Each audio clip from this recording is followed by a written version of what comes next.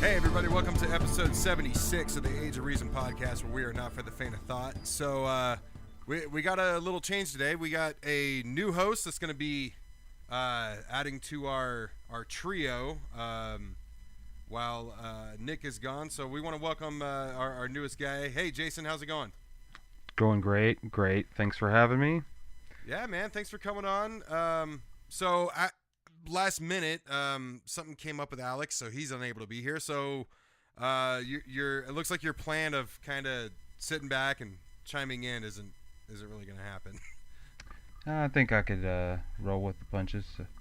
Yeah. So I mentioned this for the listeners that have been listening to us for a long time. We used to plug and talk about the podcast Casting Doubt that we had with you, myself, Alex, and our friend Ben.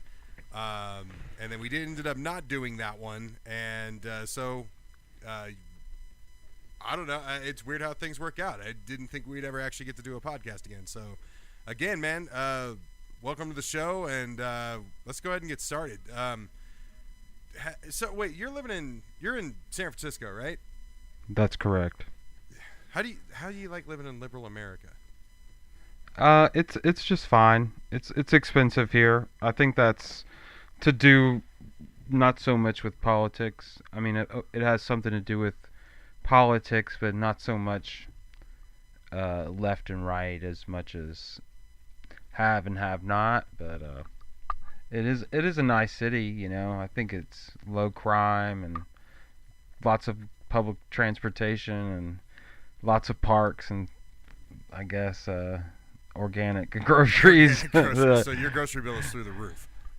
Yeah, it's expensive, but the electricity bill is basically non-existent. So wait, not even in the I imagine you probably don't even have an AC, right? Because you're so close to the ocean. Yeah, no AC. Lots of people. I don't think very many people like residential has ACs. Yeah, when I was living in Southern California, it was the same way. But how cold does it get there? I haven't been to San Francisco in a long time.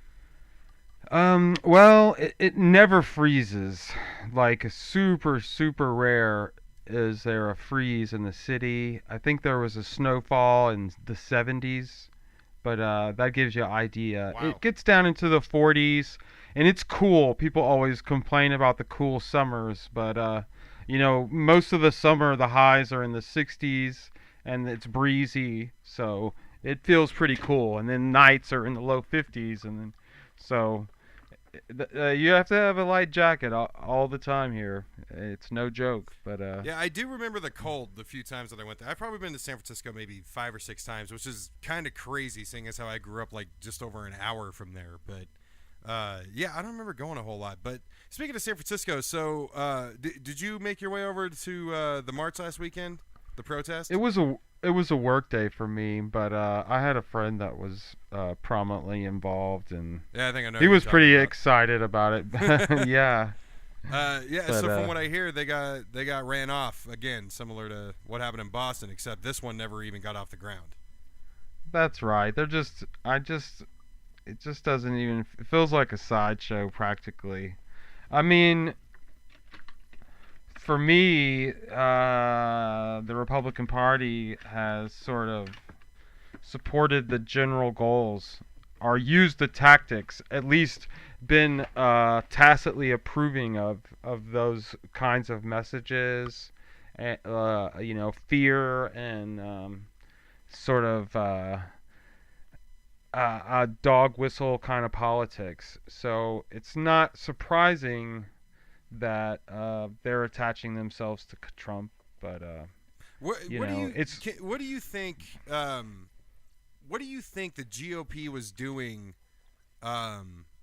to promote this type of mentality prior to Donald Trump coming along?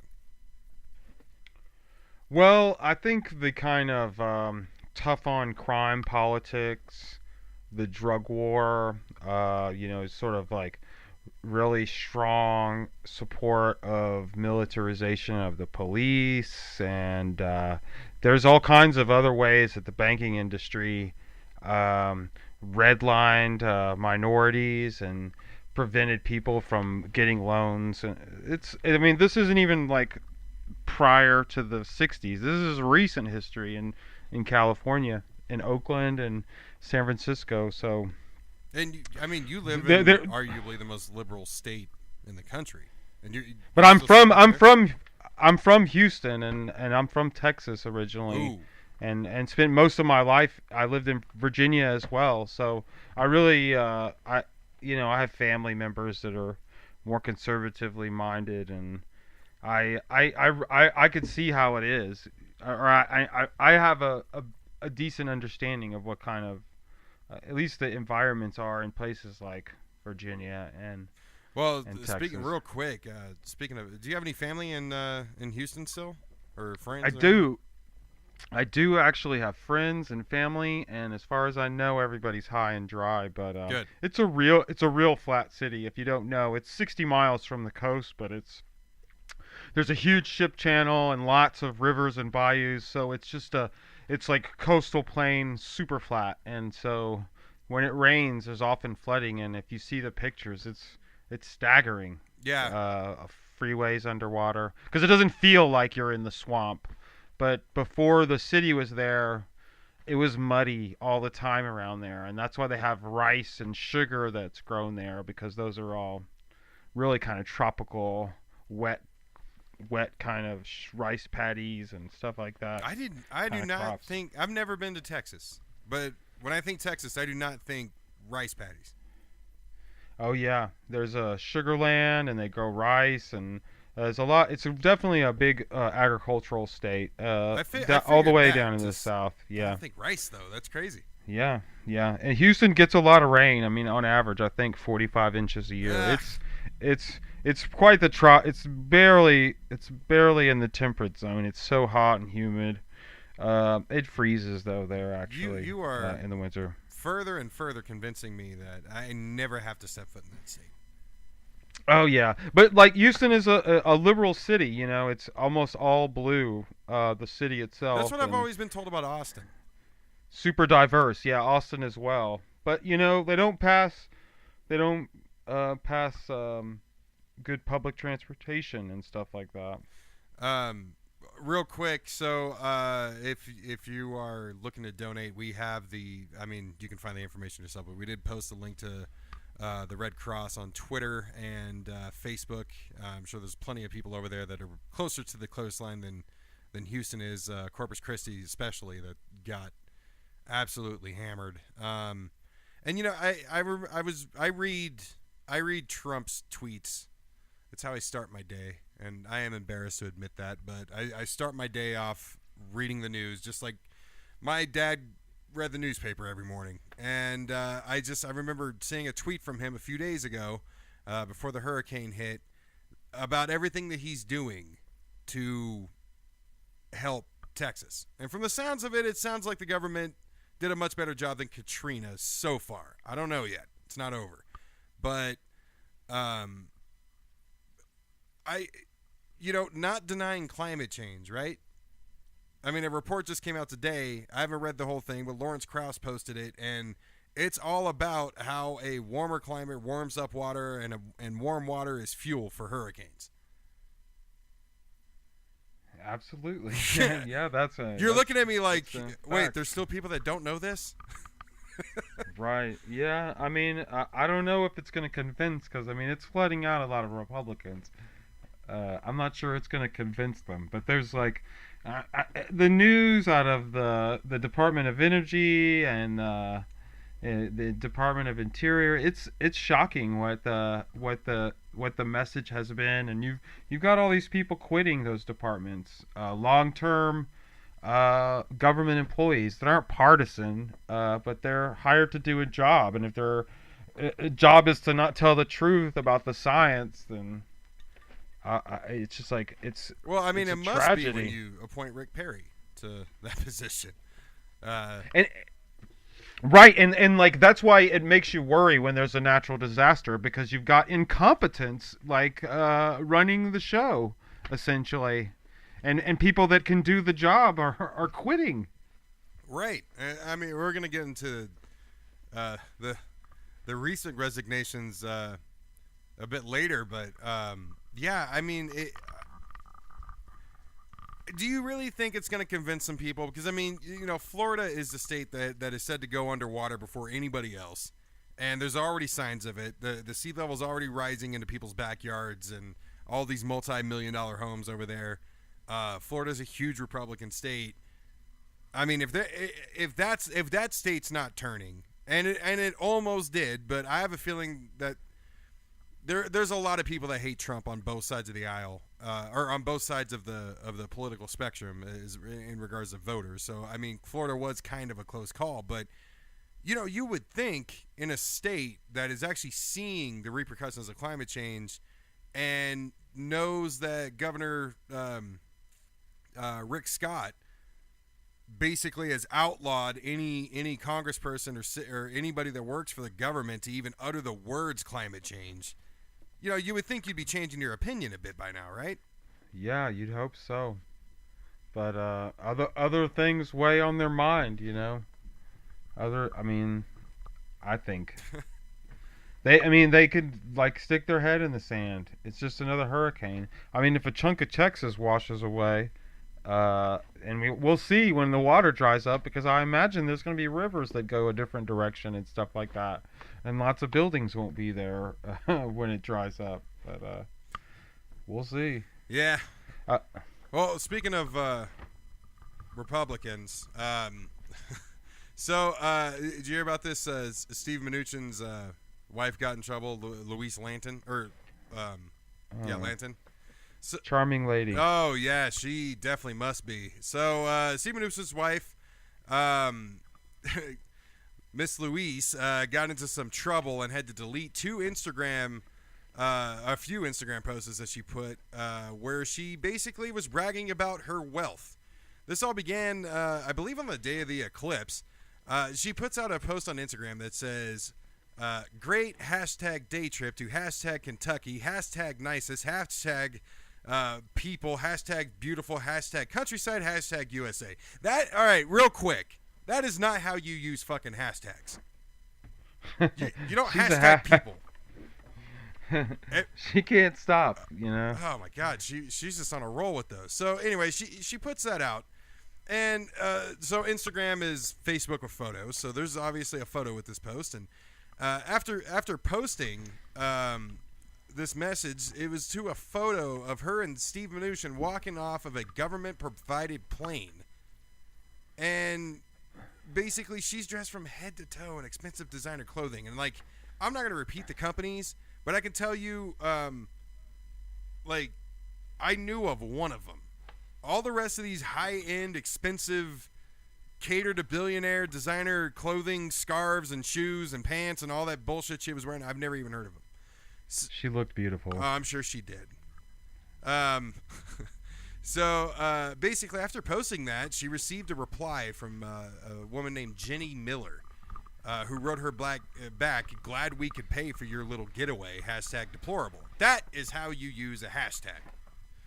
So Linton then replied back to her. She says, "Cute. Aw, did you think this was a personal trip? Adorable. Do you think the U.S. government is paying for our honeymoon or our personal travel? LOLOLO." So she continued. That wasn't enough. Luis had to write another one. And this is where everything gets gets fucked up. She writes back and says, "Have you given more to the economy than me and my husband, either as an individual earner or in self-sacrifice for this country? I'm sure I'm sure we paid more taxes for our day trip than you did." Pretty sure the amount we sacrifice per year is a lot more than you'd be willing to sacrifice if the choice was yours. Doesn't end there. As a result, this is the good news that came out of this. As a result, Mnuchin had to reimburse the government for his wife's travel. And it is also worth noting that aside from bragging about her wealth and designer clothing, her and Steve Mnuchin were in Kentucky to meet with Senator Mitch McConnell at Fort Knox. Yeah, I'm not sure what they needed to do there. I guess Masturbate on top of gold bullion. I think make out on the gold. You know. I mean, how privileged is that? We pay more in taxes, and I'm sure make a shit ton more. I mean, they're part of the 1% here. I don't know. Yeah, right. He's $100 millionaire. Yeah, it's not even fathomable for us to, and I guarantee they don't pay the same percentage of taxes as we do. Right. So I don't know. It is just a common attitude. The sort of. We deserve what we got, and it goes on down. I mean, poor people think that too. They earned it, and it's disregard of other people's experiences, I guess. But what do you mean we deserve it? That's what they believe, that they earned it. They deserve the money that they've got. These fancy outfits and stuff like that. They believe that that their contributions warrant them being able to spend a little. I mean, I know everybody probably does to some extent, but it's pretty remarkable that and really the dismissive tone she took with the woman. Yeah.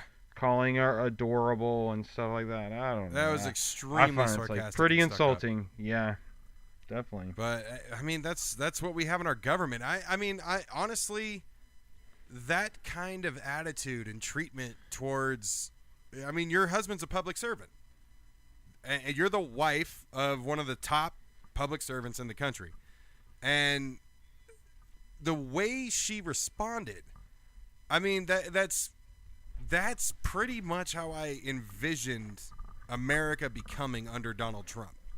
I'm honestly surprised we don't see more treatment like this. But I don't know that like a big bunch of his supporters agree, and the element of his popularity that are sort of libertarian, the O'Bannons. I mean, they want to be rich and everything, and they don't want to be taxed the same as the classic Republicans, but I think that they're going to see him as just an established. I mean, the Treasury, they're just serving the upper class, Their whole interest is Wall Street and money politics and stuff. Why do you? I mean, why do you think the Trump supporters went for him? Because I mean, when you look at these people, I mean, they pride themselves, their image of themselves. Like when I think of a Trump supporter, they're Republicans, they're religious, they call themselves hard workers, and I'm sure quite a few of them are. I mean, we're talking about rural areas, so jobs I'm sure are going to be, on farmland and, manual labor stuff I don't want to fucking do. That's why I'm pro-immigration. But, I mean, I would imagine that these people are like that. So, like, how do they then justify looking at a spoiled little bitch like Donald Trump and voting him into the office? I mean, because they feel it's principled. I think, you know what I mean. Like he puts it in his face. He feels like he earns it, and they compare themselves to, I don't know, Black Lives Matter and stuff like that, and think the same thing, that they're just complaining and they're not working hard or whatever. But they're complaining about the everybody same shit. Gets. Yeah. I haven't said this on this show for a while, but I was saying it pretty often about a year ago, and that's that your race is only meant to fucking divide you. Once everybody realizes that it's not no one gives a fuck what your color is. Nobody gives a fuck, what you put your dick in or what you put inside of you. Nobody fucking cares. At least they don't. It's all about money. That's it. That's right. That's exactly right. It is all about money. I mean, it isn't. They use race. I mean, they use these elements in our culture and like, you know, keep keep harping on You the got to keep the masses split up. right. Exactly. It's the It's easiest way to do effective. it. Yeah, it is definitely effective because people that are oppressed have pride, and that pride gets in their fucking way. At least that's the way, from a straight white male's perspective. That's how I look at it. And you can see it with white people, and that's exactly what we were talking about. The white Trump working man voter for I mean, West Virginia was a democratic state. They were a union state, but as the coal industry has collapsed, they can blame minorities and I don't even know. They're just it's What- pathetic What almost. bugs me about that is we're not a manufacturing country anymore, and that's because Republicans are the one group of people that always say, and I heard this a million times during the primaries last year, and Marco Rubio I think said it more than anybody else. We're about to be the first generation that leaves our children worse off, leaves our country worse off for our children than we found it. Regardless as to whether or not that's true, they're the ones that are always worried about leaving a better world for their kids. That's why that's why they put their nose in everybody else's shit. That's why they don't want gay marriage. That's why they want to tell a woman what she can and can't do with her body, that sort of thing. Yet, they're the first ones to bitch about people that have it easier than they did. They're complaining about what they say their actual goal is. And the thing is we have 75,000 coal mining jobs in this country. All the factories moved the fuck out, and they started moving out a long time ago. And these people are surprised. You're not bringing manufacturing jobs back to this country. It's not happening. We are a service country. We export all of our jobs to slave labor in China and Africa and anywhere else that'll take them, and then we import that shit back over here. It sucks, but that's the reality of where we're at. And basically, we have the older Republican generation that's looking at the younger people, and they're going, "Oh, you fucking work fast food, you work retail, you work whatever." When I was growing up, well, fuck you. You're the one that said you wanted it to be easier for us. Now we have it, and now you're pissed. I don't get it. Have you noticed that contradiction with? I mean, you said you know some of these people, right? Oh yeah, I mean, they live in whatever cognitive dissonance. You know what I mean? That is my favorite term. Right. Yeah. There's just so much about their politics and understanding. I mean, it's not really like popularly called alternative facts. It's more of what facts that they find important. What facts we find important, I guess. But Yeah, but I mean, it still feels like they've like abandoning their principles, whether it's Christian principles or capitalistic principles. I mean, the market's going to do what the market's going to do. Jobs are going to go and come and stuff like that, and we're going to have to negotiate. Do we make our citizens pay more money because we don't want stuff to be made in China? Or, I mean, they're legitimate questions, but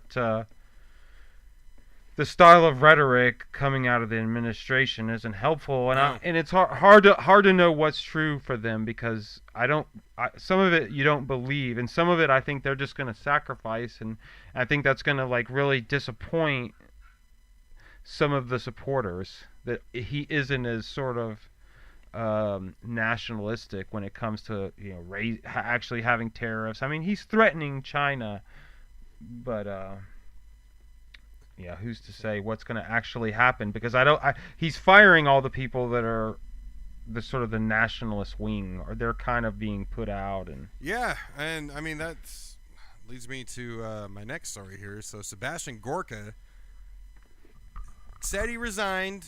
There is a resignation letter that was leaked, but it looks like he was given an offer he couldn't refuse, and it was going to be his brains or his signature on the resignation letter. So I don't know. It looks like he got forced out, but apparently there really isn't any major confirmation. There are some unnamed sources that have been sourced by the media, but So Sebastian Gorka reportedly resigned as deputy assistant to Donald Trump this week, and he stated in the resignation letter that forces that oppose the "Make America Great Again" philosophy are basically stalling the agenda, and that got Trump elected. He went on to say that he feels like he can be a bigger help to Trump from outside the White House.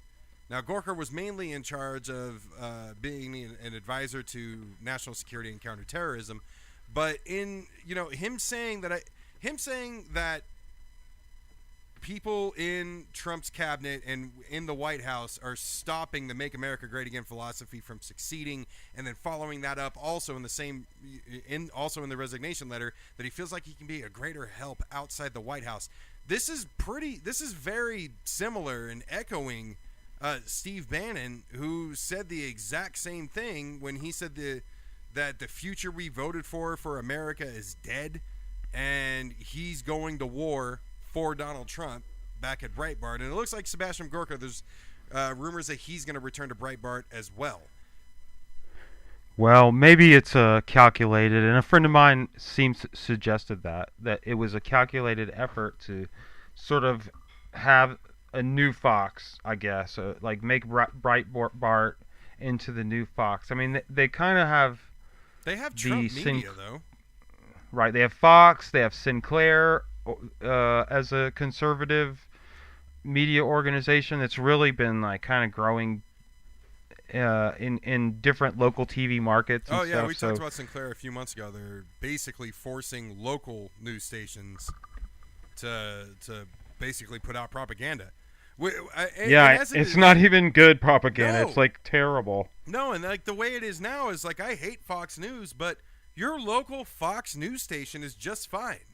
But with companies like Sinclair, I don't see that. It's diminishing the quality, and it's like they're so bad that it's like you can't ignore it. You know, if you disagree, if it's in some kind of even media market, it's going to stick out. You know, in places like Seattle, they're just flat out rebelling against it. I think, you know, and it's just one more nail in the coffin of local television. But it's like part of the problem is, I think, people are shying away from local television, so they become available for purchase by these organizations that can manipulate people that still vote, you know? Unfortunately. And that's the only reason to have them, because they're not going to be profitable for much longer, but they still will have this base of people that have political power. Well, hopefully one day we will be able to do something about that, but it's absolutely disgusting that, you know, We've always prided ourselves in this country on having an independent media, unlike Russia, unlike North Korea, unlike Nazi Germany. And this is what we allow through lobbying, and Fox News, and I'll even say it, MSNBC, neither one of them should really be allowed to exist. They really should not. I mean, and I am not I want to be very clear here. I'm not in any way suggesting that MSNBC is up to par of the equivalent or antithesis of Fox News. They are over the fucking top. But they call MSNBC their liberal media. I would get rid of MSNBC to get rid of Fox News, because honestly, neither one should be around. You should not have any news organization that is able to pander to the public on cable TV that's that large, putting out their own agenda. What do you think about that? It's difficult. I don't know if I could go that far. I really wish, if it is shocking, the diminishment of reporting and journalism in this country. There's just no question. Sure. And it's easy to start with Fox because it feels like that's about the time when it started to go downhill. I mean, they were able to really, it wasn't when they initially appeared and starting to get a lot of people watching, it felt a little more balanced. You know, I don't know if you remember, but it did. Yeah, it never was. It never was. You know, like they were very clever picking who they had to speak for the left and stuff like that. Would you say that like Fox News? I mean, Fox News came about in the mid to late '80s, if my memory serves correctly. I want to say around 87, so. 88. I remember that. Yeah. So they came around in late, and that was the goal of Rupert Murdoch, was to create a right-leaning, news cable channel that's 24 hours a day.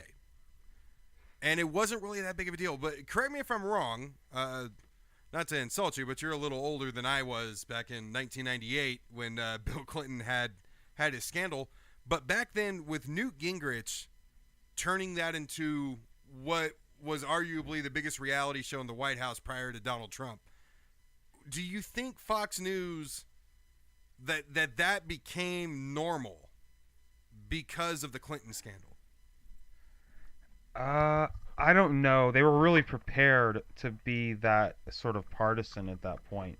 It's hard for me to know, but there's another factor in the media landscape. It's not just Fox, but it's also AM radio, which has really kind of fallen away now. Right. But it really came on strong in the 80s and 90s, with Rush Limbaugh. Rush Limbaugh and Fox together. And there's a bunch of other sort of like Limbaugh wannabes, but they pretty much, they contribute to that kind of like AM radio really became this really right wing. I know people that still listen to it. I know people that I mean, you can listen. I call them the trifecta of just horrible news, but I mean, you can get Hannity, Limbaugh, and O'Reilly through your phone. But I know people that still wait to turn into the fucking AM radio station when they're on. Right. I mean, when I drove a lot and I was in my car a lot, and I just wanted to listen to talk radio, and before there was that satellite and stuff like that, you just had very little choice, You would just eventually sort of wander over to AM radio just because you were listening to sports talk or whatever. Yeah. And before, it was like combined. There wasn't an ESPN. There was just, the strong AM station in your region that had the basketball game or whatever, but it also had Rush Limbaugh and that kind of thing. And so, I don't know. It kind of snuck up on people. They were able to sort of insinuate reasoning that sort of really appealed to the mindset of people. Right. I know that, that's really the definition of fake news or alternative facts, which is, you'll believe whatever fits your agenda that you basically, as long as you have a belief and the facts back that up, that's where you're going to stay. But I mean, I've had arguments with people where they fight me on how many times Trump has been sued. Trump's has been in either sued or suing, or he's either been plaintiff or defendant in over 3,500 court cases. 3,500. He's shady. It's staggering. But what I just told you is not true. He hasn't been in 3,500 court cases, and there is nothing you can show me, including multiple sources, to prove that to me. That's what I get from these people. He has not been in 3,500 court cases. Yes, he has. Look it up. Nah, that's fake news. What? Did you find that on CNN? Well, now that's a recourse that people could take, It's ridiculous, and it's so frustrating. But finishing off here, one person that may be on his way out. Now, I'm going to ask you what you think of Rex Tillerson, because I said, I don't think it was last week, I think it was the week before, that out of everybody that Trump has appointed and put in a position, that I am impressed with Rex Tillerson and how he has handled Russia, how he has handled North Korea. I cannot find, other than the fact that he worked for the big evil oil company that was aware of climate change many years before anybody else was and didn't tell anyone. I can't find anything wrong with this guy. But now he's quoted as he gave his statement through the State Department on what he thought of Charlottesville, and then when he was asked about what President Trump said, he said the president speaks for himself. So now there's rumors floating around that Tillerson's on his way out, and I try not to pay attention to rumors, but they've all been right so far.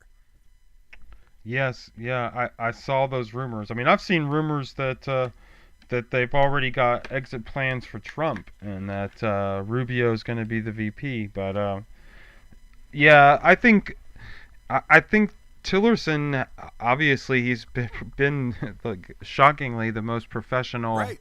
One of the most professional. I think Nikki Haley's been, and that's who I've heard is going to replace Tillerson if he's out. But I think Nikki Haley's been, decent and moderate in her, because I mean that's their main job practically, is just sort of to be a talking head and a decent one, and they really have been, and I think Mattis has shown up in Ukraine, which to me is positive and has had words in support of, whatever traditional American goals, diplomatic goals, so to speak, which I think it's reasonable. Yeah, I haven't really commended Nikki Haley, but I think the reason I haven't is because I can't remember what it is off the top of my head, but she, unlike Tillerson, has defended some of the bullshit that has fallen out of Trump's mouth. I don't think it was Charlottesville, but I think it's been over some other things.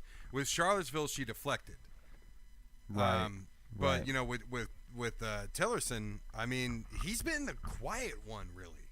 So I mean, I guess that was the one good thing he's done. But yeah, I'm in agreement. I would probably say the second runner up is Nikki Haley, and I wish his press secretary was even half as worth the shit as either one of those two, because I mean, Sean Spicer was just fun to watch.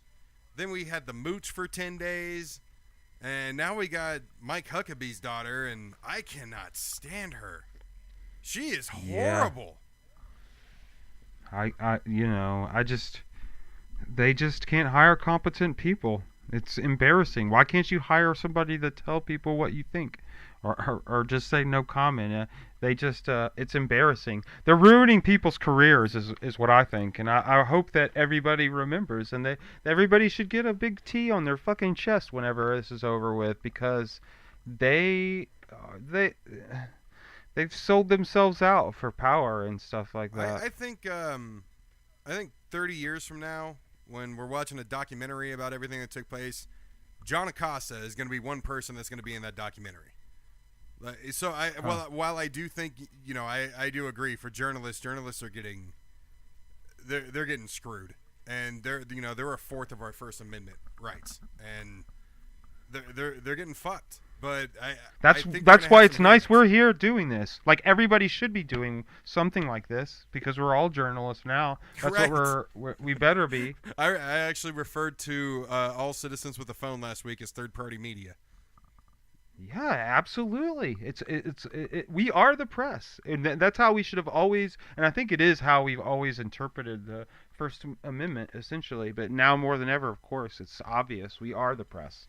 Yeah, but I think there's going to be some heroes out of this. I think. I honestly, I can't wait for years from now when information about things that we don't realize or know about now start to come out. And honestly, yeah. I have this weird feeling that Trump's cabinet is not getting cleaned up. That this is planned. Bannon and Gorka were planned. I don't think Flynn was. But I have this weird suspicion. I don't think Priebus is involved in this. I think he's a separate issue. But those two leaving so close together, Bannon and Gorka, I seriously feel like something's going on. I agree. I think they'll probably show up on a TV program. They're trying to make a big splash. I think it's bigger than that. I think I'm not trying to sound like a conspiracy theorist. I think there's either trouble or Trump is setting up a backup plan. And who knows? I mean, we haven't talked about Robert Mueller on this show in a few weeks because he's been quiet, which is kind of how I like him. I want this whole thing to just be quiet and silent and then blow the fuck up one day. So, I don't know. But until they're putting the cuffs on. Yeah, exactly. And, Well, before I get into that next part, it's time for your news, man.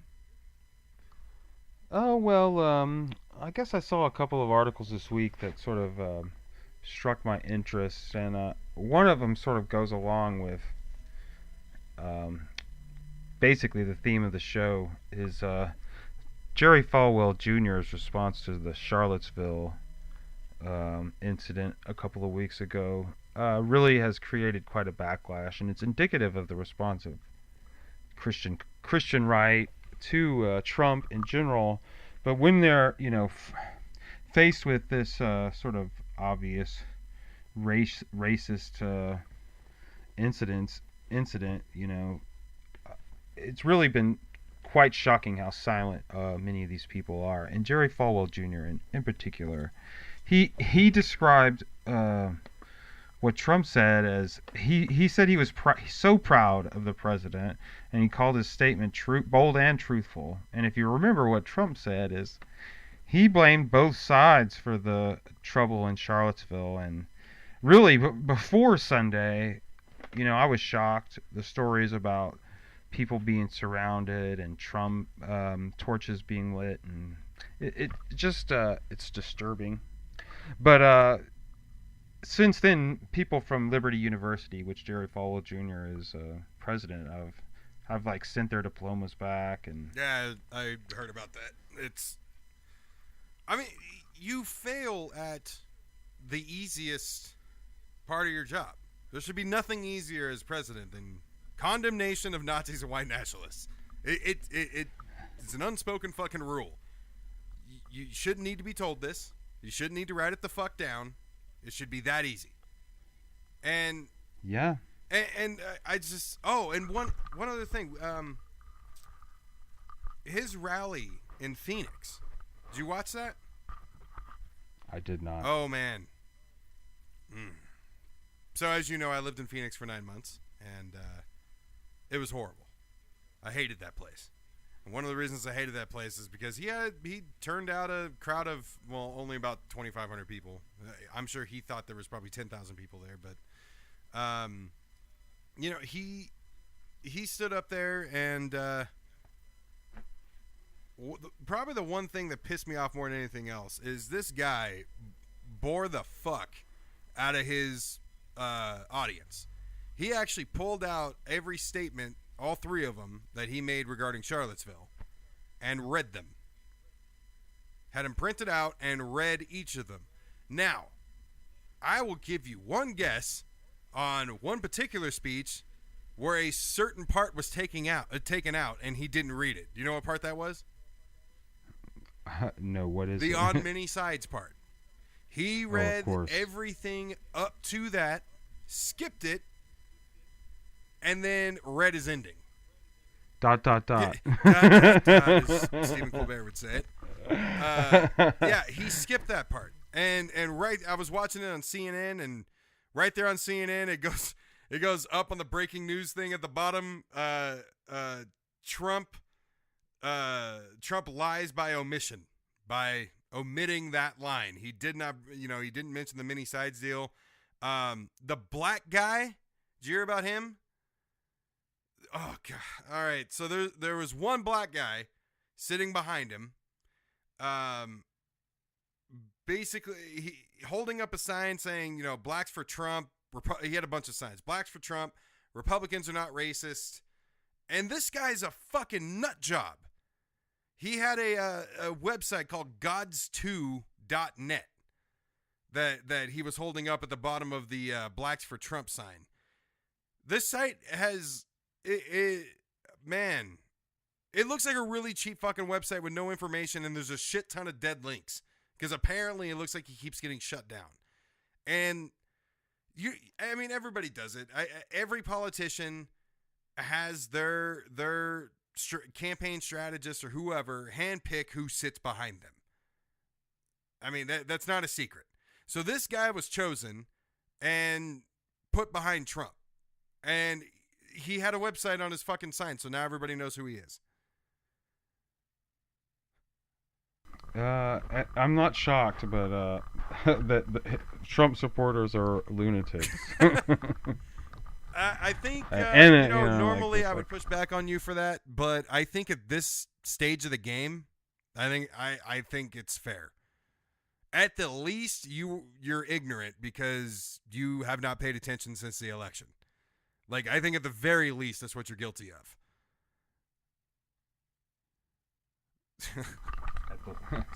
But I think a lot of people that were supporting him, like, aren't the people that wake up reading the newspaper and stuff like that. Or maybe the Daily Stormer. Right. Yeah, exactly. Uh, I mean, he's got Jeff Sessions in his cabinet, so it's not too surprising. I mean, that was another thing Jerry Falwell Jr. said. Trump doesn't have a racist bone in his body, and that's I don't believe that. yeah, it's kind of a long history.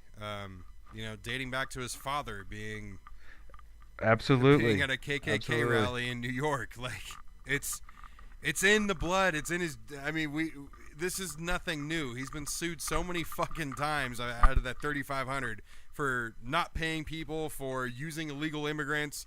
I mean, it's just. I mean, his dad. Man, who was it? It was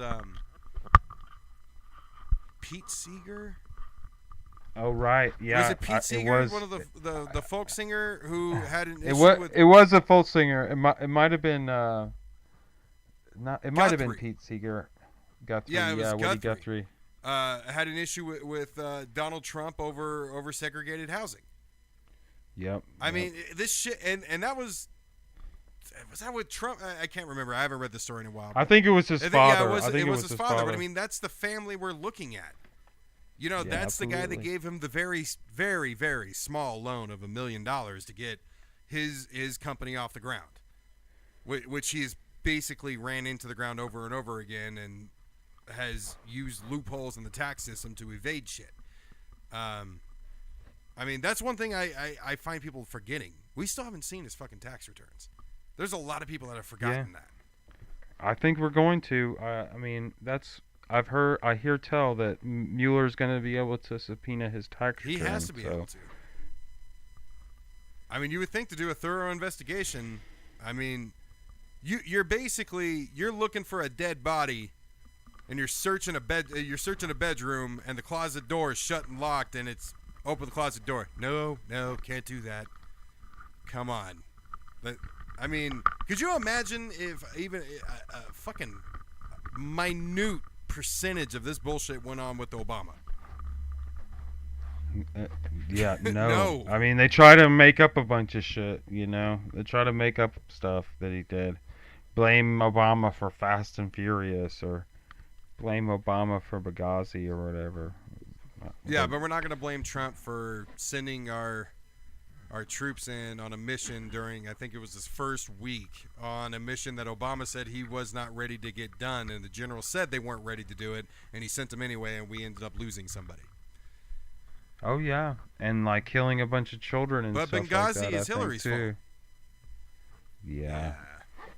Complete bullshit. But speaking of assholes, one of the other things, the second thing that pissed me off about Trump's rally in Arizona is that he announced that he was going to pardon Sheriff Joe Arpaio. Yeah.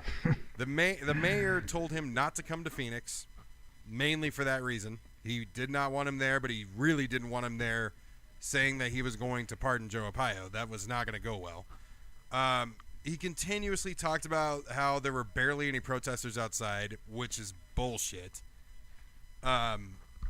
Man, so let's tell our listeners about Sheriff Joe. So Sheriff Joe Arpaio he's in Maricopa County, which is the larger county in Arizona where I used to live. It's where Phoenix and a bunch of other major cities like Tempe and Mesa are located. And this guy, he was elected, I believe, in 1993, and he was active through this past year, 2016, and he lost to a Democrat. But he's been in power. He's been the sheriff of Maricopa County since 1993, and during that time, he's been accused of all different types of police misconduct. I mean, this includes just a broad general abuse of power, misuse of funds. I've said this before on the show. When I was living in Arizona, he owns a tank that he takes on parades. Why your sheriff needs a tank, I don't know. If we have time, we'll discuss Trump's recent overturn of Obama's cut for military equipment to demilitarize the police. But Sheriff Joe's all for it. He's also had a failure to investigate sex crimes, improper clearance of cases on who he shares with and how he handles them, unlawful enforcement of immigration laws, which is the big one, and election law violations. So, yeah. I think the list continues. I think there's all kinds of stuff with people dying in his custody, people being tortured, and just on and on. It's a bunch of different stories with that guy. Yeah. So yeah, it's a travesty. Yeah, I mean, so pardoning him. Basically, he was. So what's going on with him now is that he was told, mainly, like I said, about the racial profiling, and he was told that he was to stop his what did he call them? Immigrant roundups, where it's basically, hey, that guy's brown, go get him. I knew a guy who worked with law enforcement who was walking through a shopping center and got pulled in by ICE. Never been to Mexico in his life.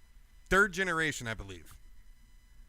So, I mean, it's weird. I actually knew somebody that this happened to when I was over there, but a federal court monitor was appointed to oversee basically what was going on because of so many complaints of racial profiling. So the U.S. Department of Justice, who Sheriff Joe Arpaio tweeted out and spoke of and said that they're all Obama holdovers, basically concluded that Arpaio oversaw the worst pattern of racial profiling in U.S. history and subsequently filed suit against him for unlawful discrimination police conduct.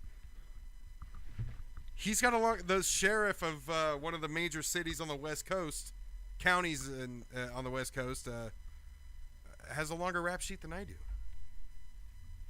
Yeah, it is a serious. It's criminal to have pardoned him. I think, and I hope the voters, and I believe the voters of Arizona already. I think the state politics are changing, but not in that room. They weren't. They were chanting "McCain must die."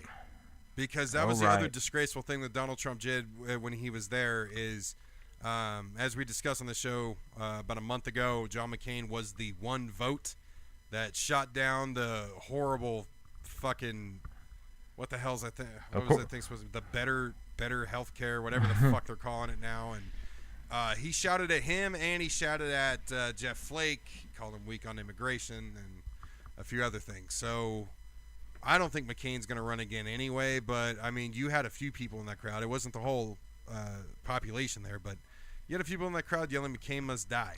So. Oh, yeah. I heard people quoting that, saying that he should die. All right, let me get the rest of the Sheriff Joe stuff out of the way, and we'll discuss here. So, Sheriff Joe was just pardoned, as we were saying, by Donald Trump after failing to stop his, that's what he called them, immigrant roundups. When he was ordered to do so by a federal judge. He was facing up to 9 months in prison, yet Trump couldn't let that happen. Now, in case anyone has forgot, Sheriff Joe became famous. So I said he became sheriff in 1993. He became famous in 2005 with his tent city. Tent jails, yeah. Outside the prison, where he would force inmates to basically sleep regardless of the weather, and put them in pink uniforms. And so he got spotlight then. That's when I first heard about him, was about, I don't know, somewhere between 2004 2006. And then he got the spotlight again just a few years later for vocally supporting Donald Trump's birther movement against President Obama.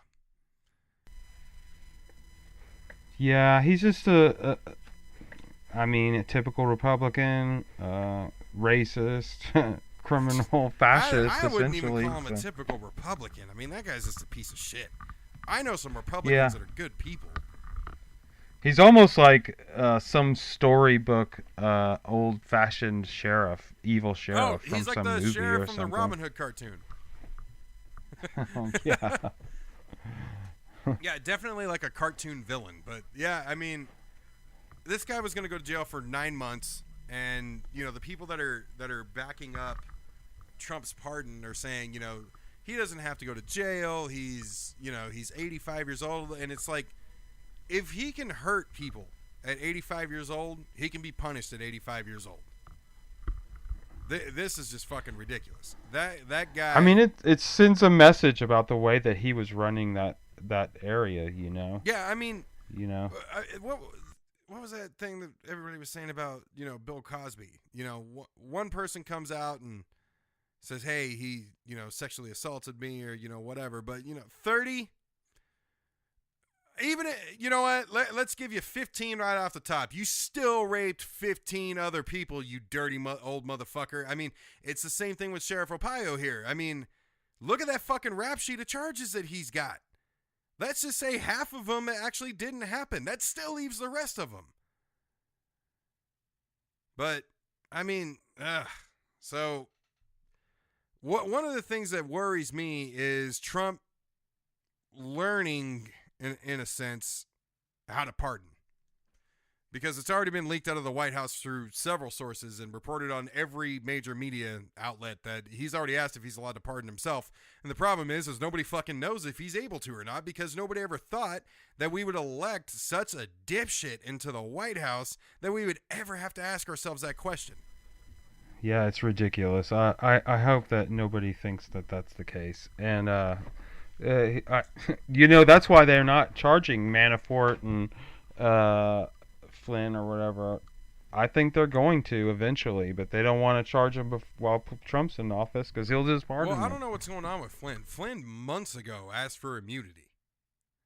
So, I mean, I took that as a positive sign, and I take it as a positive sign still that we haven't heard anything about that. Right. So he may just have jumped on the immunity train to only, like he's not going to say anything. We'll see. We'll see. I don't think anybody really has to say much of anything. There's a paper trail somewhere. I mean, I would think. There are. I think if you just looked at the statements and the news articles as they came out, I bet if you just tracked Trump's public statements and the news articles as they came out, I bet you could see a pattern. Well, no, you can I'm definitely surprised see a pattern. Nobody does. And again, people that like Trump will call this fake news, but it's crime stats and crime history. It's not hard to look up. They have been busting people in Trump Tower for washing fucking dirty money since the 70s. Late 70s, early 80s. I mean, they have been busting people in Trump Tower since it fucking opened. One of the very first people to lease apartments there, leased 5 apartments in order to wash money. And guess which mob he worked for? The Russians. I mean, these stories are out there and they're well documented, and you can look all this shit up. It's not fake fucking news. I just hesitate to bring it up to people because it sounds fake to them. Yeah, I know. To me, I don't know. That sounds pretty par for the course. Yeah, we're living a fiction, it feels like. Yeah. So, lastly, Trump basically signed over his transgender ban in writing. So apparently right now, General Mattis is making the decision of what to do with transgender people that are currently serving in the military. But one thing is for sure, they will not be allowing transgender people to serve in the military in any capacity from here on out until we get rid of them. Yeah, I don't know. He's just throwing red meat out to his Kid Rock fans, is what I think Trump's He's doing. inspiring I mean, the people real to Kid Rock. effect of this is minimal, but I know he sprung it on the entire defense establishment. I mean, most of the higher-ups probably don't consider any of this real important issues, but... I think the Pentagon's probably laughing off a few of these things, but I mean, he did this. So one thing that came out was that he waited purposely. So that morning, last Friday, he that morning he puts out the transgender ban, and then he puts out the Joe Arpaio thing. But the Joe Arpaio's attorney was told about the pardon that morning. Trump waited until the day the hurricane was starting to basically do the transgender ban and pardon Joe Arpaio. Right. I mean, that's just his style. He's just trying to be sly, trying to hide as much of his bullshit actions that he knows everybody's going to be pissed off about, you know? He's just a coward. Yeah, plain and simple. So, all right. Well, let's go ahead and conclude. Jason, thanks for showing up. I hope you had fun. So, all right, so you're not going to be with us next week, but you're planning on coming back the week after that, right? That's correct. Okay, cool. That's correct. So I'll go ahead and plug next weekend. So I am actually flying towards your neck of the woods. I will be flying to the Central Valley of California on Thursday. And this actually works out well because Alex and I have done one episode in the same room together one time last August, actually. And so next week, you will have Alex and I reporting and doing the show from the same room for the second time. And we're hoping to have Nick back for his final episode before he's gone for, I don't know, however long physics keeps him. And then when we come back after that week, we'll have Robert back with us. So Alex sends his apologies that he was unable to make it tonight. He just had some last-minute scheduling conflicts and couldn't make it happen. But with that, this has been Jason and Mike on AOR Podcast. Follow us on Twitter at AOR_podcast, the Age of Reason podcast page on Facebook, and for everything else, AORpodcast.com. We will see you guys next week.